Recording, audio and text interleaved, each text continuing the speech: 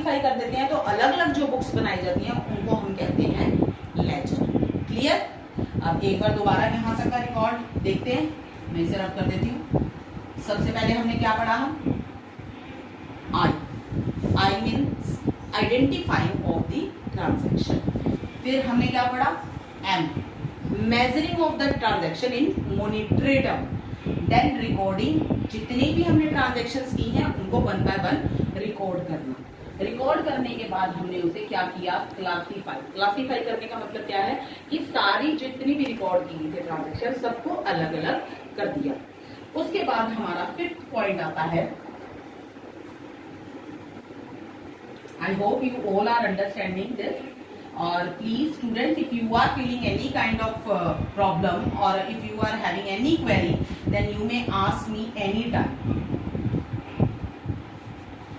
So next point is 5th is summarizing।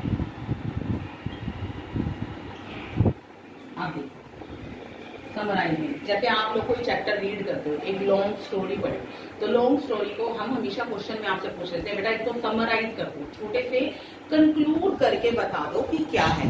अब देखो पूरा साल मैंने क्या किया, पूरा साल मैंने ट्रांजैक्शन को आइडेंटिफाई किया, फिर उन्हें मेजर किया, फिर उन्हें रिकॉर्ड किया, फिर उनको क्लासीफाई किया।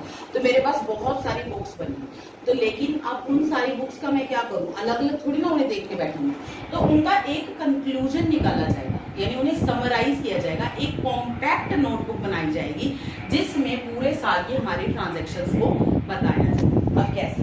देखो मैंने अब यहाँ पर लेजर बनाए थे, लेजर में मैंने purchase purchase purchase purchase purchase की एंट्रीज की।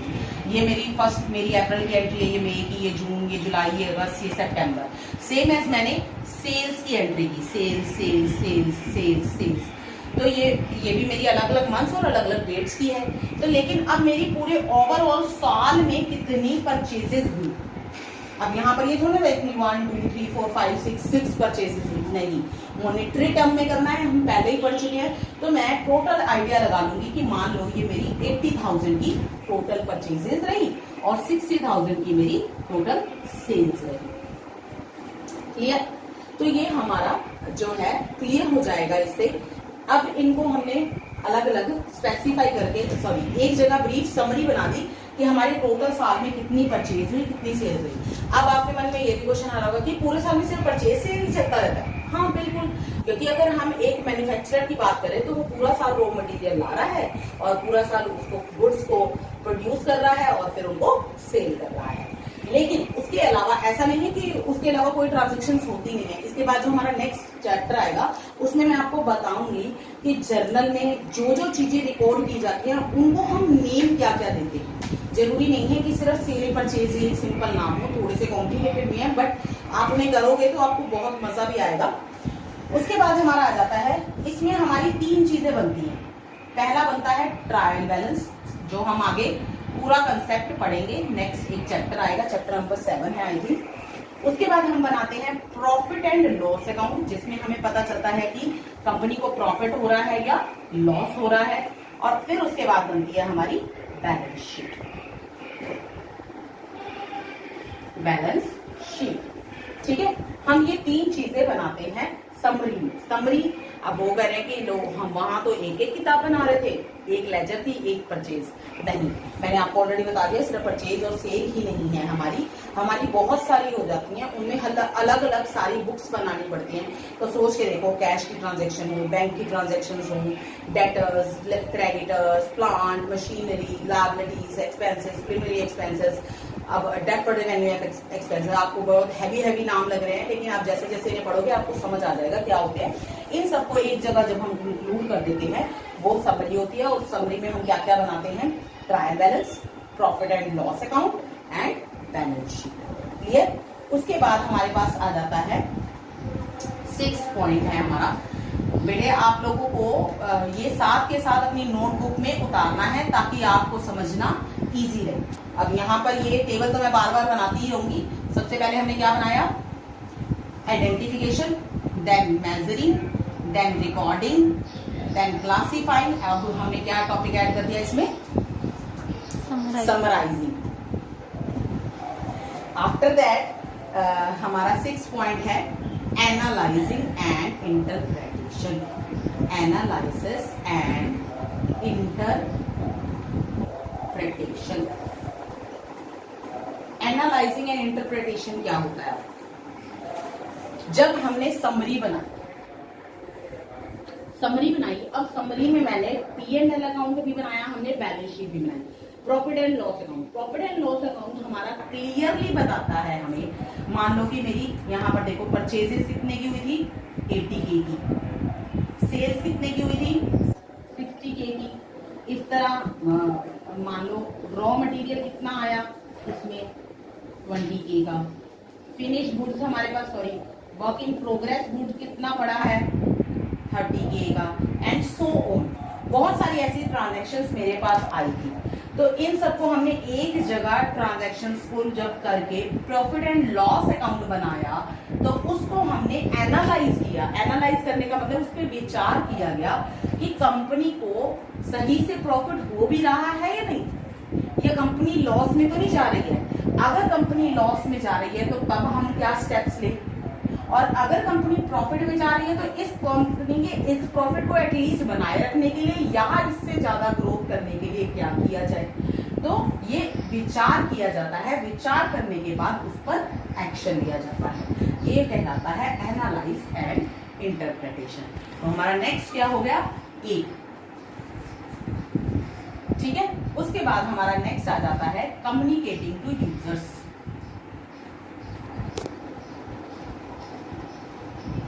Seventh, last but not least point, 7th is communicating to users. Users क्या है?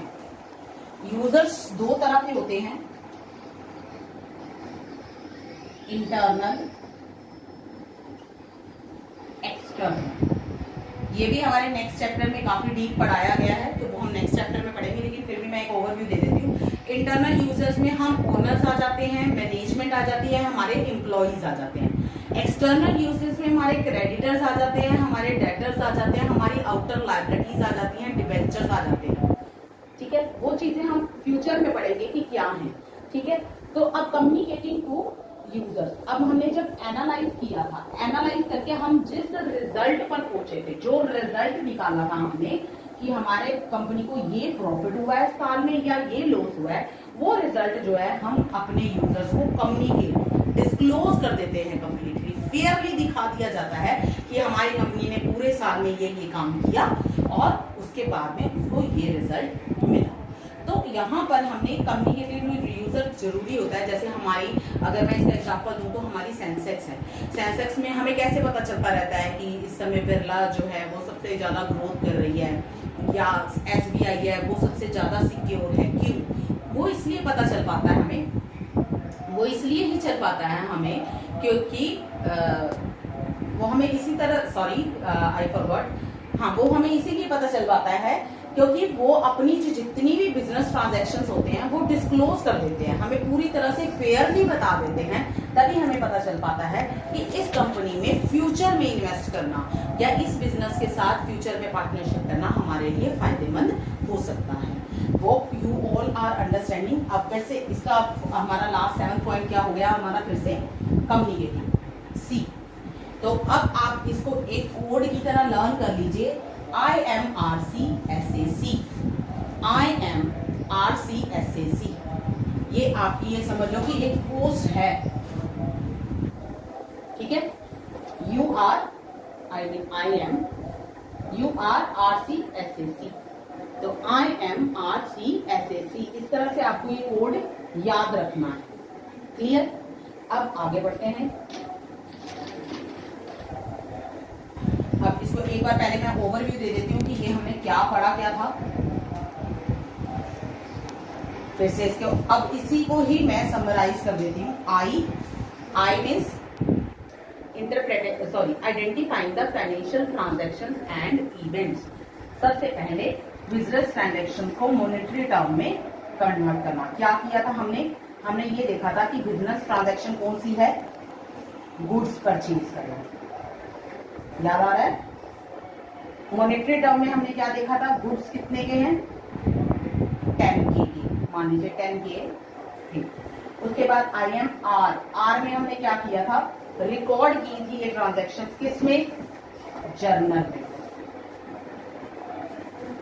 फिर उसके बाद IMRC, सी में हमने क्या किया था, क्लासीफाई। क्लासीफाई के लिए हमने कौन सी बुक्स यूज की थी, लेजर। क्लासीफाई करने के बाद हमने क्या किया, समराइजिंग। समराइजिंग में हमने 3 चीजें बनाई थी, trial balance, P&L and balance sheet. Clear. उसके बाद ए में हमने क्या निकाला था, रिजल्ट, है ना। और सी में भी हमने फिर इसे क्या किया था, डिस्क्लोज, सारी पब्लिक को डिस्क्लोज कर दिया था। तो इस तरह से ये हमारे क्या हो गए, प्रोसेस। अभी मैंने आपको ये प्रोसेस कराया है, लेकिन इस प्रोसेस में से आपके 3 से 4 क्वेश्चन निकल कर आएंगे।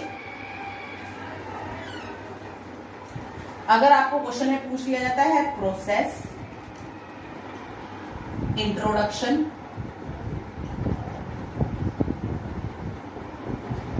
कैरेक्टरिस्टिक्स,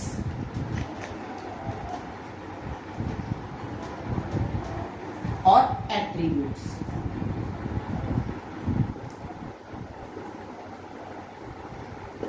ये चारों क्वेश्चन आपके यहीं पर कंप्लीट हो जाते हैं। अगर आपको ये 4 से 5 नंबर का क्वेश्चन आ भी जाता है तो देखो आपको चारों क्वेश्चन आपके यहाँ पर क्लियर हो जाते हैं। और करना ही क्या है आपको, आई थिंक आपके लिए बहुत इजी है, सिर्फ आपको एक कोड याद रखना है, IMRCSAC। ठीक है, आपसे कोई भी पूछता है तो आपने अपनी पोस्ट बतानी है IMRCSAC। तो यहाँ पर आप भी देखो, इन 7 है, 1 2 3 4 5 6 7, ये जो 7 हमने टॉपिक्स किए हैं, ये जो 7 हमने पॉइंट्स किए हैं, ये अल्टीमेटली हमारा इंट्रोडक्शन, यानी जो हमने डेफिनेशन देनी है अकाउंटिंग की, वो डेफिनेशन को भी ये क्लियर करते हैं। तो अब सभी स्टूडेंट्स अकाउंटिंग की डेफिनेशन लिखेंगे। लिखिए definition.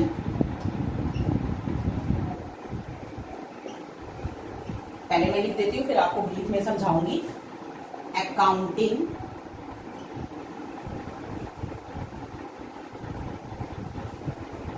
is an art of recording, classifying,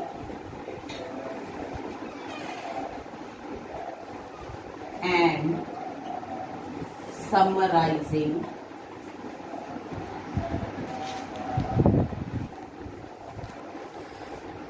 in a significant manner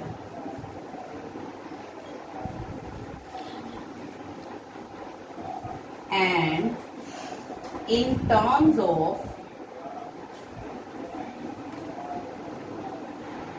money, transactions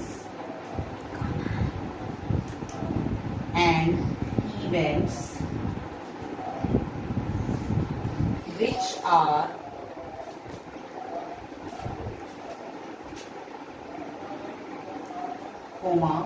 in part at least of financial